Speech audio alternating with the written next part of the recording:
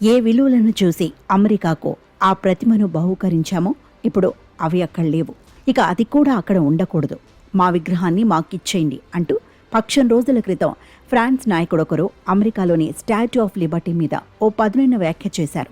విదేశీ విద్యార్థుల గెంటివేత విషయంలో ట్రంప్ ప్రభుత్వం నిరంకుశంగా వ్యవహరిస్తున్న ఈ సందర్భంలో న్యూయార్క్ నగరంలో ఆకాశాన్ని తాకుతూ కనిపించే ఆ స్వేచ్ఛా ప్రతిమ ట్రంప్ ఏలుబడిలో అక్కడ ఉండటం నిజంగానే సరికాదనిపిస్తోంది. అమెరికా అంటే స్వేచ్ఛ హక్కులకు పెద్ద దిక్కు అనే నమ్మకం ఇప్పుడు క్రమంగా నశిస్తోంది. వందలాది మంది విదేశీ విద్యార్థుల మీద ట్రంప్ ఇంత కక్ష కట్టడానికి వారు చేసిన తప్పల్లా ఏడాదిన్నరకు పైగా సాగుతున్న ఒక భయానకమైన యుద్ధాన్ని ఆపమనడం, మారణకాండను నిరసించటం. నిర్దిష్టమైన అభిప్రాయాలు ఉన్నందుకు వీరంతా ట్రంప్ దృష్టిలో దేశద్రోహులయ్యారు. భావస్వేచ్ఛకు పుట్టినిల్లని అంటున్న చోట ఏకంగా ఉగ్రవాదుల మద్దతుదారులుగా ముద్రపడ్డారు. తమ రాజ్యాంగం హక్కుల గురించి ఏమంటున్నదో ట్రంప్కు అనవసరం. భావస్వేచ్ఛను భంగపరిచే చర్యలను, చట్టాలను అది సహించదన్నది ఆయనకు పట్టదు. తొలి విడత పాలనలోనే ఆయన తన నిజ స్వరూపాన్ని చూపించాడు. అధికారం దక్కనందుకు ఏకంగా చట్టసభల మీదకే కార్యకర్తలను ఉసిగొల్పాడు. మలి విడతలో మరింత బలంగా అధికారంలోకి రావడంతో ఏకంగా విశ్వరూపాన్నే ప్రదర్శిస్తున్నాడు. వందలాది మంది విదేశీ విద్యార్థులను వేకువనే తట్టిలేపి తట్టాపుట్టా సర్దుకొని దేశం విడిచిపెట్టిపోవాలంటున్నాడు. ఈ విద్యార్థులు ట్రంప్ అభిమానుల మాదిరిగా విధ్వంసాలు ఎరిగిన వారు కాదు. రోడ్ల మీదకు వచ్చి దొరికిన వాటిని తగలబెట్టిందే లేదు.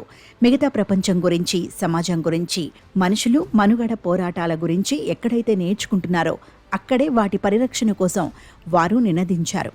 గాజా ఘోరకలిని ప్రశ్నించడం, ఆకలి దప్పుకలతో అల్లాడుతున్న లక్షలాది మందిని రక్షించమంటూ ఎత్తైన ఆ విశ్వవిద్యాలయాల గోడల లోపల ఘోషించడం తిరుగుబాటు ఎలా అవుతుందో తెలియదు.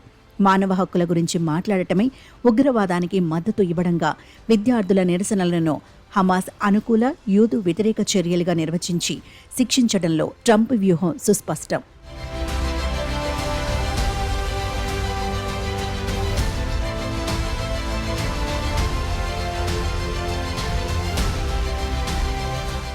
యూనివర్సిటీల్లో సుదీర్ఘకాలం సాగిన ఈ ఉద్యమాలు అంతవరకు నిర్లజ్జగా ఇజ్రాయెల్ కుమ్ము కాస్తున్న అమెరికా ప్రభుత్వాన్ని ఆత్మరక్షణలో పడవేసి కాస్తంత తగ్గేట్లు చేశాయి.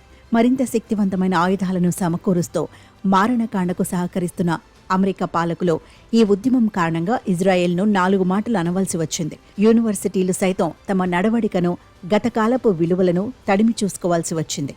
యుద్ధాలు ఆపిన చరిత్ర విద్యార్థులకు ఉన్నదని, వియత్నాంలో తమ ప్రభువులను కాలు వెనక్కు తీసుకునేట్టు చేసిన గనులు వారని ట్రంప్కు తెలుసు.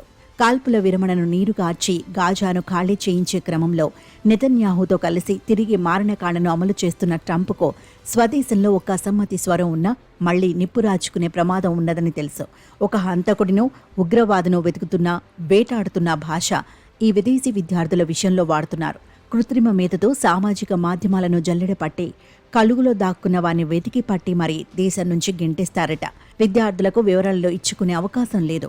సమాధానం చెప్పుకునే చోటు లేదు. కేవలం ఓ ఆరోపణ, ఒకే ఒక్క ఈమెయిల్ సందేశంతో దేశ బహిష్కరణ జరిగిపోతోంది. ఉదారవాదాలు, ఉన్నత ఆశయాలు వెనుక్కుపోయిన అగ్రరాజ్య దురహంకారం ఇది. వీసాలు రద్దయినంత మాత్రాన విద్యార్థులు వెనక్కు పోనవసరం లేదని, యూనివర్సిటీల దయాదాక్షిణ్యాలున్నంత వరకు ఉండవచ్చునని కొందరు భరోసా ఇస్తున్నారు. కానీ అమెరికా తన ఆదర్శాలను అటకెక్కించేస్తూ విలువలకు, విజ్ఞానానికి నెలవుగా ఉండాల్సిన విద్యాలయాలు మిలిటరీ క్యాంపులుగా మారుతున్నప్పుడు ఉండి కూడా ప్రయోజనమేమిటన్నది ప్రశ్న.